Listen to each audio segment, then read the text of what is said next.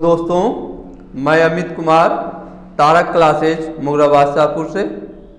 आज हम लोग इतिहास का सामान्य परिचय या कहें कि उसकी रूपरेखा का अध्ययन करते हुए आरओ जिसे समीक्षा अधिकारी और सहायक समीक्षा अधिकारी कहते हैं उसमें पूछे गए पिछले वर्ष के प्रश्नों का अध्ययन करेंगे। आइए हम आपका ज़्यादा समय न लेते हुए शुरू करते हैं। इतिहास, देखिए, इतिहास को मुख्य रूप से 3 भागों में बांटा गया। पहला होता है प्रागैतिहासिक काल। प्रागैतिहासिक काल इतिहास का पूर्व युग, मतलब इतिहास का प्रारंभ माना जाता है, जहाँ से मानव जाति की उत्पत्ति मानी जाती है।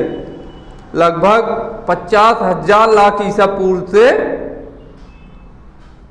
माना जाएगा, उसे प्रागैतिहासिक काल कहेंगे। इस काल में जो हैं वो पत्थर के औजारों के रूप में मिले हैं और इस काल में कोई लिखित साक्ष्य नहीं मिला है, अर्थात इतिहास का पूर्व युग ये। दूसरा होता है आदि ऐतिहासिक काल। आदि ऐतिहासिक काल में पूरा तात्विक साक्ष्य, मतलब पत्थर के औजारों के साथ साथ लिखित साक्ष्य भी कुछ मिले हैं, लेकिन इन्हें पढ़ा नहीं गया है। और आदि ऐतिहासिक काल को हम 2 भागों में बांटेंगे, ठीक है। इसी आदि ऐतिहासिक काल को हम कांस्य युग भी कहते हैं, क्योंकि उस समय तांबा और टीन की खोज हो गई थी और इन दोनों को मिलाकर कांसे का भी प्रयोग किया जाता था, इसलिए इसे कांस्य युग भी कहा जाता है आदि ऐतिहासिक काल को।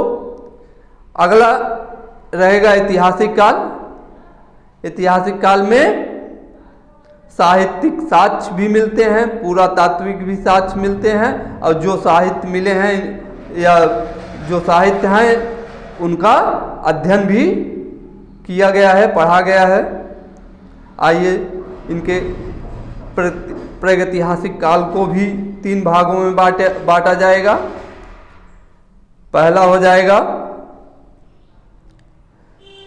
पूरा पाषाण काल, जिसे अज्ञात काल से 9000 ईसा पूर्व तक माना जाएगा, पूरा पाषाण काल।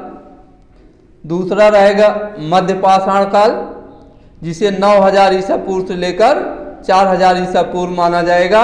और तीसरा रहेगा नव पाषाण काल, जिसे 4000 ईसा पूर्व से लेकर 2500 ईसा पूर्व तक माना जाएगा। इसी नव पाषाण काल में मानव का विकास तेजी से होता है। इसमें मानव अस्थायी निवास करना शुरू कर देता है, उसे कृषि का भी ज्ञान हो जाता है और आग का भी आविष्कार इसी नवपाषाण काल से ही माना जाता है। चलिए, दूसरा काल था इसमें आदि ऐतिहासिक काल। दूसरा काल आदि ऐतिहासिक काल। आदि ऐतिहासिक काल को 2 भागों में बांटा गया है। पहला है सिंधु घाटी सभ्यता, जिसे 2500 ईसा पूर्व से लेकर 1500 ईसा पूर्व तक माना जाता है। इसमें कई मत हैं, कुछ विद्वान 1750 ईसा पूर्व तक ही इसे मानते हैं, लेकिन सिंधु घाटी में हमें विभिन्न प्रकार के जो साक्ष्य मिले हैं उसके बारे में, सिंधु घाटी की सभ्यता के बारे में हमें ज्ञान प्राप्त होता है। लेकिन इसमें सिंधु घाटी सभ्यता में ही हमें जो लिखित साक्ष्य मिले हैं, लिपियां जो भी उस समय यूज हुई हैं, लेकिन अभी तक इसे पढ़ा नहीं जा सका है कि उसमें क्या लिखा गया है। जबकि इसका अगला है वैदिक सभ्यता। अगला भाग है जो 1500 ईसा पूर्व से लेकर 600 ईसा पूर्व तक माना जाता है। इसे वैदिक सभ्यता को भी हम 2 भागों में बांट सकते हैं। एक होगा ऋग्वैदिक काल, दूसरा होगा उत्तर वैदिक काल। ऋग्वैदिक काल में ही आप लोग का 4 वेद 2 की रचना हुई है। उसके बाद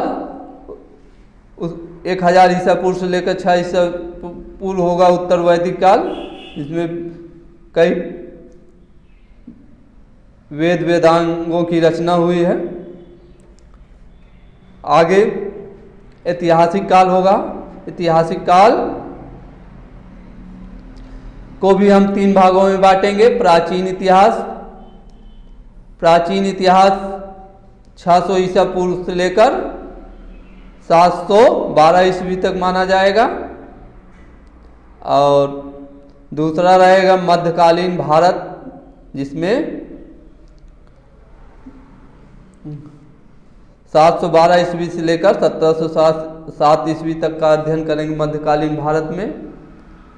तीसरा रहेगा आधुनिक भारत, जिसे 1707 ईस्वी से लेकर 1964 ईस्वी कहें या तो कहें अब तक इतिहास का जो भी अध्ययन होगा वो आधुनिक भारत का इतिहास के रूप में होगा। और अगला इसमें विश्व का भी इतिहास होगा। चलिए आइए अब इतिहास से जो क्वेश्चन आरओ में पूछे गए हैं उन्हें अध्ययन करते हैं। पहला क्वेश्चन है, हड्डी से निर्मित आभूषण भारत में मध्य पाषाण काल के संदर्भ में प्राप्त हुए, अर्थात मध्य पाषाण काल अर्थात प्रागैतिहासिक काल में कहां से प्राप्त हुए हैं हड्डी के आभूषण? सराय नाहर राय से, महादहा से, लेखिया से, चौपन मांडो से। अब 10 सेकंड आपका समय मिलता है, आप सोचिए क्या कौन सा आंसर होगा। हड्डी के निर्मित आभूषण कहां से प्राप्त हुए थे? सराय नाहर राय से और महादहा से। इसमें 2 विकल्प दिया है। आइए व्याख्या देखते हैं। व्याख्या दिया है, मध्य पाषाण कालीन स्थल महादहा उत्तर प्रदेश के प्रतापगढ़ जिले में स्थित है, में बड़ी मात्रा में हड्डी एवं सींग निर्मित उपकरण प्राप्त हुए। जे.आर. शर्मा ने महादहा में 3 क्षेत्रों का उल्लेख किया है। पहला है झील क्षेत्र, दूसरा है बूचड़खाना सांकुल क्षेत्र, बूचड़खानी नहीं बूचड़खाना होना चाहिए, और अगला है कब्रिस्तान निवास क्षेत्र। जबकि में 3 भागों में बांट दिया, जिसमें बूचड़खाना सांकुल क्षेत्र से ही हड्डी एवं सींग निर्मित उपकरण एवं आभूषण बड़े पैमाने पर पाए गए। डॉक्टर जयनारायण पांडे द्वारा लिखित पुस्तक पुरातत्व विमर्श में महादहा, सराय नाहर राय और दमदमा, उन्होंने दमदमा तीनों ही स्थलों से हड्डी के उपकरण एवं आभूषण पाए जाने का उल्लेख है। विकल्प में तीनों स्थलों के रहने पर हड्डी के उपकरण के रूप में प्राप्त स्थलों के रूप में चयनित किया जा सकता है। चलिए आइए अगला क्वेश्चन देखा जाए। नीचे 2 कथन दिए गए हैं, ठीक है। नीचे 2 कथन दिए गए हैं, एक को अभिकथन, दूसरे को कारण कहा गया है। अभिकथन है, विंध्य क्षेत्र में पाषाण युगीन लोगों ने नूतन भूतल काल के अंत में गंगा घाटी में प्रव्रजन किया। अर्थात कहने का मतलब है विंध्य क्षेत्र में पाषाण युगीन लोग, पाषाण काल में रहने वाले लोग उसके अंत में गंगा घाटी में आकर प्रवास किया, मतलब रहे। कारण दिया है, क्यों रहे? क्योंकि विंध्य क्षेत्र में जलवायु परिवर्तन के कारण शुष्कता का चरण था, इसलिए गंगा घाटी में वो लोग चले आए, एक कारण दिया गया है। अब इसमें 4 विकल्प दिए हैं, कौन सा सही है? पहला ए दिया है, ए और आर दोनों सही है तथा आर एक की सही व्याख्या करता है। बी दिया है, ए और आर दोनों सही है परंतु आर एक की सही व्याख्या नहीं करता है। सी दिया है, ए सही है परंतु आर गलत है। डी दिया है, ए गलत है परंतु आर सही है। इसका आंसर क्या होगा? इसका आंसर ए होगा, क्योंकि विंध्य क्षेत्र में पाषाण युगीन लोगों ने नूतन भूतल काल के अंत में, ठीक है, गंगा घाटी में आकर प्रवास किया, क्योंकि वहां विंध्य क्षेत्र में बहुत शुष्कता हो गई थी, जिसके कारण क्या होता है, अन्न की उपज कम होने के कारण यहाँ पे आए वो लोग। आइए व्याख्या देखते हैं इसकी। जी.आर. शर्मा ने सराय नहर राय में खुदाई के बाद यह अवधारणा दी कि नूतन भूतल काल के अंत में सूखे के कारण विंध्य क्षेत्र में भोजन की कमी के कारण लोगों ने गंगा घाटी क्षेत्र में प्रवास किया था। अगर सूखा पड़ जाएगा तो अन्न उपज नहीं होगी, जहां पे अन्न उपज होगा वहां पे लोग जाकर रहना चाहेंगे, रहेंगे। चलिए अगला क्वेश्चन देखते हैं। निम्न में से कौन सा स्थल प्रागैतिहासिक चित्रकला के लिए प्रसिद्ध है? प्रागैतिहासिक चित्रकला अर्थात इतिहास का पूर्व का युग, इतिहास शुरू होने के पहले का युग, जिसे प्रागैतिहासिक काल कहा जाता है। ठीक है, प्रागैतिहासिक काल में ही नर वानर से मानव का जन्म माना जाता है या हुआ था। इसे कभी कभी क्वेश्चन पूछता है कि मानव का विकास किससे हुआ, तो इसी प्राइमेटस या नर वानर ही बताना होता है। चलिए अगला क्वेश्चन देखते हैं। इसमें दिया है निम्न में से कौन सा स्थल प्रागैतिहासिक चित्रकला से संबंधित है? अजंता, भीमबेटका, बाघ, अमरावती। तो क्या होगा इसमें? भीमबेटका होगा। भीमबेटका से उस समय लोग क्या करते थे, पेड़ों पे, गुफाओं में किसी तरह अपना जीवन यापन करते थे। उस समय मकान का कोई साक्ष्य नहीं मिला और न प्रागैतिहासिक काल में कोई लिखित साक्ष्य मिला है। ठीक है, तो इसमें भीमबेटका होगा। ये व्याख्या देखते हैं इसकी। प्रागैतिहासिक चित्रकला का श्रेष्ठ उदाहरण मध्य प्रदेश के रायसेन जिले में स्थित भीमबेटका की गुफाएं हैं। भीमबेटका की प्रागैतिहासिक चित्रकला को मध्य पाषाण काल से माना जाता है, अर्थात प्रागैतिहासिक काल को 3 भागों में बांटा गया है, पूर्व पाषाण काल, मध्य पाषाण काल और नव पाषाण काल।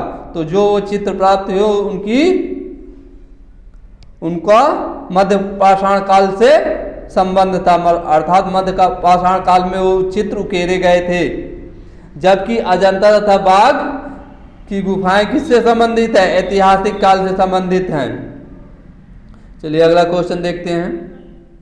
अगला क्वेश्चन है, निम्नलिखित मध्य पाषाणिक स्थलों को भौगोलिक दृष्टि से पश्चिम से पूर्व क्रम में व्यवस्थित करना है। 4 स्थल दिए गए हैं। पैसरा, लेखिया, वीरभानपुर, मानपुर नहीं है, वीरभानपुर है, महदहा है। तीनों क्रम वाइज करना है। तो इन्हें पता होना चाहिए कि ये स्थल कहां पर खोजे गए हैं। इसमें 4 विकल्प क्रम वाइज आपको सजाना होगा। पैसरा, लेखिया, वीरभानपुर, महदहा। अगर पहले पे क्या होगा? 4 2 3 1 होगा कि 1 4 3 2 होगा कि 4 2 1 3 होगा कि 2 4 1 3 होगा? इसका उत्तर क्या होगा? सी। सबसे पहले क्या होगा? व्याख्या देखते हैं इसकी।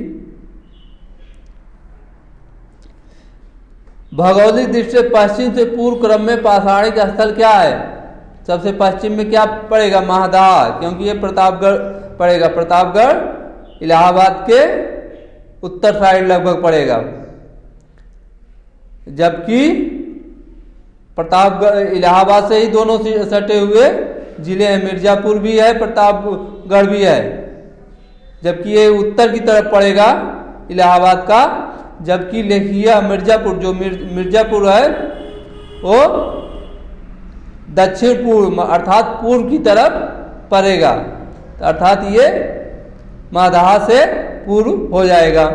उसके बाद पैसरा जो बिहार में है ये तो पूर्व में ही होगा, सबसे पूर्व में क्या होगा, वीरभानपुर पश्चिम बंगाल। चलिए अगला क्वेश्चन देखते हैं।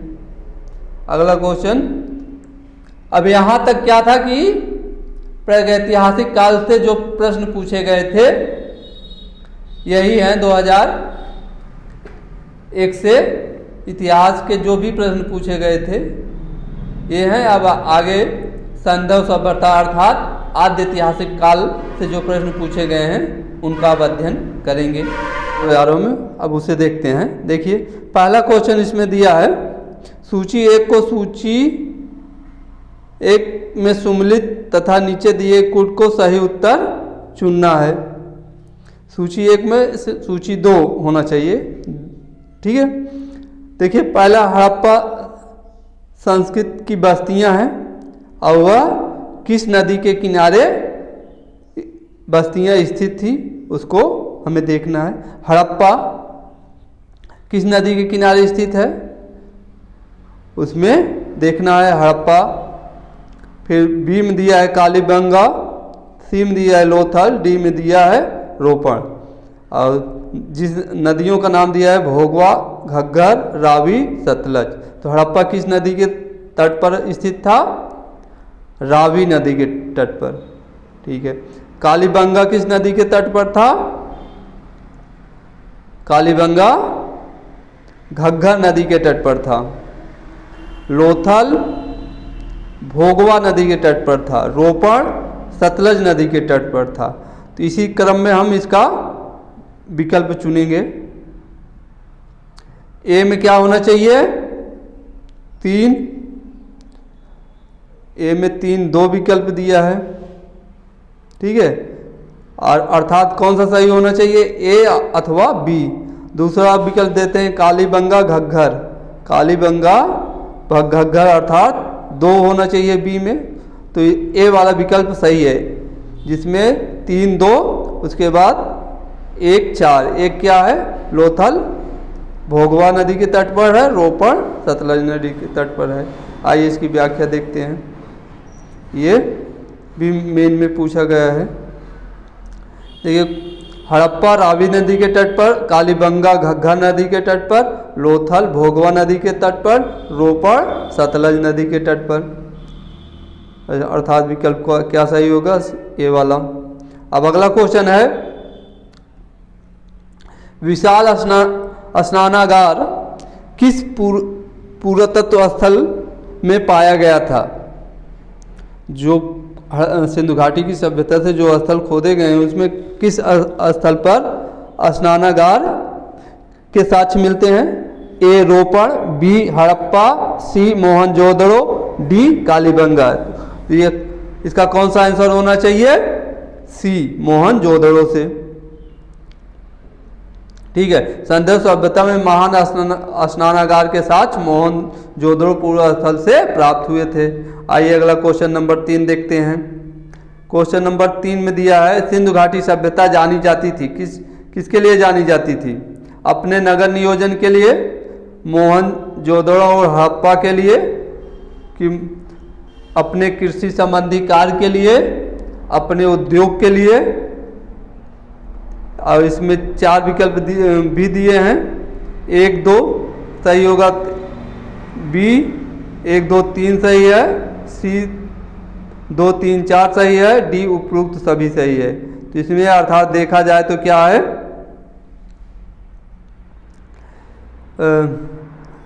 सिंधु घाटी सभ्यता अपने नगर नियोजन के लिए प्रसिद्ध थी, क्योंकि वहाँ का नगर इतना, उस समय का नगर इतना सुयोजित था, जैसे सड़कें जो है समकोण पर कटती थी, हाँ, नालियों की एक अच्छी व्यवस्था पाई जाती है, ढकी हुई व्यवस्था नालियाँ पाई जाती थी ना, तो नगर नियोजन की व्यवस्था बहुत अच्छी थी। दूसरा है हड़प्पा सिंधु घाटी सभ्यता में के प्रमुख नगर मोहनजोदड़ो और हड़प्पा थे, इसके लिए भी जानी जाती है, दोनों बात सही है। तीसरा है अपने कृषि संबंधी कार्य के लिए भी जानी जाती है, विभिन्न प्रकार के कृषि साक्ष्य प्राप्त हुए हैं, हाँ। और चौथा क्या है, अपने उद्योगों के लिए, उस समय उद्योग भी काफ़ी विकसित थे, ठीक है। अर्थात कौन सा विकल्प होगा, चारों सही होगा, अर्थात डी। आइए व्याख्या देखते हैं। सिंधु घाटी सभ्यता की प्रमुख विशेषता उसके नगर नियोजन को माना जाता है। यहाँ नगर और कस्बे एक निश्चित योजना के अनुसार बसाए गए थे। साथ ही हड़प्पा और मोहनजोदड़ो सिंधु घाटी सभ्यता के दो प्रमुख नगर भी थे।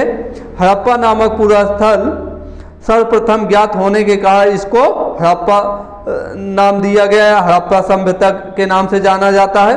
कालीबंगा से कृषि संबंधी साक्ष्य तथा अनेक स्थलों से ईंट के भट्ठे अर्थात मनकों का ईंट के भट्ठे भी मिले हैं, मनकों के कारखाना भी मिला है, मनकों अर्थात ये आभूषण के कारखाने आदि उद्योग संबंधी साक्ष्य प्राप्त होते हैं। इस प्रकार सभी चारों कथन सही है सिंधु घाटी सभ्यता से।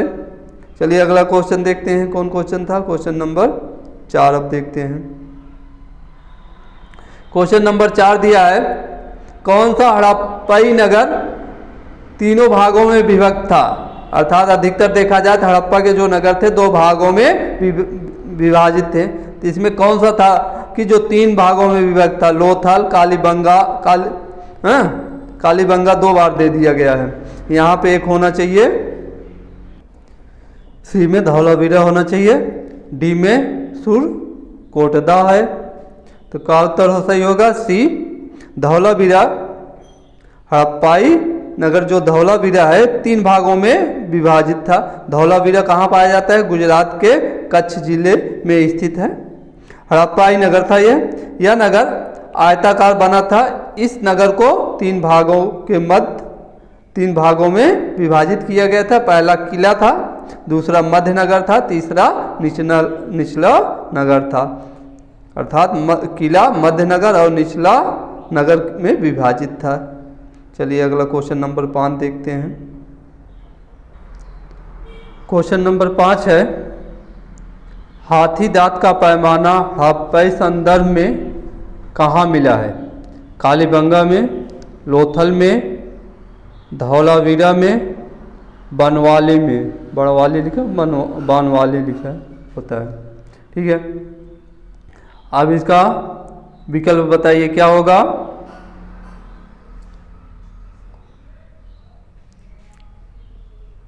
उत्तर बी, कहाँ मिला है, लोथल में। आइए व्याख्या देखते हैं। हड़प्पा सभ्यता भारत की प्राचीनतम सभ्यता थी। हड़प्पाई संदर्भ में हाथी का दांत का पैमाना लोथल से मिला है। चलिए क्वेश्चन नंबर 6 देखते हैं। सूची 1 को सूची 2 से सम्मिलित कीजिए। सूचियों के नीचे दिए गए कूट को सही उत्तर चुनिए। इसमें दिया है ये सभ्यता और इसको किसने उसका खोज किया है। हड़प्पा सभ्यता, हस्तिनापुर, तक्षशिला, कौशाम्बी, ये पुरातात्विक स्थल हैं। इनकी खोज किसने और कब की है। हड़प्पा सभ्यता की खोज किसने की, इसमें 4 नाम दिए गए हैं। एन.जी. मजुमदार 1936 लेकर 1937 के बीच की है कहा गया है। बी में सेकंड में दिया है जॉन मार्शल 1913 से 1934। 3 में दिया है दयाराम साहनी 1923 से 24 या 24-25 दोनों मिलता है। बी.एल. लाल 1950 से 1952। तो इसका कौन सा विकल्प होगा। हड़प्पा खोज किसने की, दयाराम साहनी ने। तो ए में क्या होना चाहिए, 3 होना चाहिए। ए में 3 कहाँ मिल रहा है, सी में। अर्थात आगे का विकल्प व्याख्या देख लेते हैं। हड़प्पा सभ्यता की खोज किसने किया? दयाराम साहनी ने 1923, 24 और 25 तक। हस्तिनापुर की खोज किसने की? जो हड़प्पाई सभ्यता के जो साक्ष्य मिले हैं जिस स्थल से, हस्तिनापुर बीबी लाल ने 1950 से 1952 के बीच की। तक्षशिला की खोज किसने किया? तक्षशिला नामक सिंधु घाटी सभ्यता के जो स्थल है वहाँ पे जो भी साक्ष्य मिले उसकी खुदाई जॉन मार्शल के नेतृत्व में हुई। कब हुई? 1913 से लेकर 1934 के बीच। कौशाम्बी में जो स्थल प्राप्त हुए हैं उन्हें एन.जी. मजूमदार द्वारा 1936-37 के बीच की गई है। निम्नलिखित सभ्यताओं का उत्तर से दक्षिण का सही क्रम कौन सा था? ए में दिया है माया, एज़टेक, मोइस्का, इंका। बी में दिया है माया, मोइस्का, इंका, एज़टेक। सी में दिया है एज़टेक, मोइस्का, माया, इंका। डी में दिया है एज़टेक, माया, मोइस्का, इंका। अर्थात ये सभ्यताएं, माया सभ्यता के बारे में तो जानते ही हैं, ये सब सभ्यताएं क्या थी? सिंधु घाटी के समकालीन थी। अर्थात ये सभ्यताएं किस महाद्वीप में या किस देश पर में स्थित थी और उनको सही क्रम लगाना है उत्तर से दक्षिण की तरफ। ठीक है, तो इसका आंसर क्या होगा? डी, एज़टेक सभ्यता। फिर उसके बाद माया सभ्यता थी, दक्षिण एज़टेक के दक्षिण में माया सभ्यता थी, माया के दक्षिण में मोइस्का सभ्यता थी, उसके दक्षिण में इंका सभ्यता थी। आइए इसकी व्याख्या देखते हैं। ये RO 2016 में पूछा गया क्वेश्चन है। व्याख्या देखते हैं। एज़टेक सभ्यता का विस्तार मेसोअमेरिका के उत्तरी भाग पर था। मेसोअमेरिका के उत्तरी भाग पर था। मेसोअमेरिका के अंतर्गत क्या आता था? मध्य से दक्षिण मैक्सिको, मेक्सिको से लेकर Belgium, Guatemala, El Salvador, Honduras, Nicaragua इन देशों तक था तथा उत्तरी कोस्टारिका तक का क्षेत्र भी शामिल था। इस प्रकार एज़टेक सभ्यता का विस्तार मध्य मैक्सिको में था। और उसके बाद माया सभ्यता का विस्तार मेसोअमेरिका, मतलब उसी की जस्ट दक्षिण साइड, मेसोअमेरिका के दक्षिणी भाग पर अर्थात दक्षिण मैक्सिको से लेकर दक्षिणी ग्वाटेमाला, उत्तरी बेलीज तथा अल साल्वाडोर एवं होंडुरास तक था। इसके अलावा मोइस्का सभ्यता दक्षिणी अमेरिका महाद्वीप, दक्षिण अमेरिकी महाद्वीप के कोलंबिया, दक्षिण अमेरिका के महाद्वीप में जो कोलंबिया देश है, कोलंबिया के पूर्वी भाग में विस्तृत थी। जबकि इंका सभ्यता का विस्तार दक्षिण अमेरिका के पश्चिमी भाग में उत्तर में क्विंटो से लेकर दक्षिण में सेंटियागो तक था।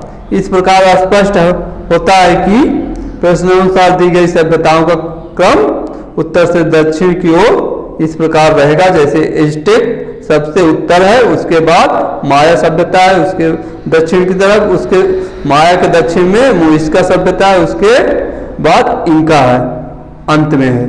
ठीक है, आइए अगला क्वेश्चन। अब वैदिक सभ्यता से क्वेश्चन होंगे।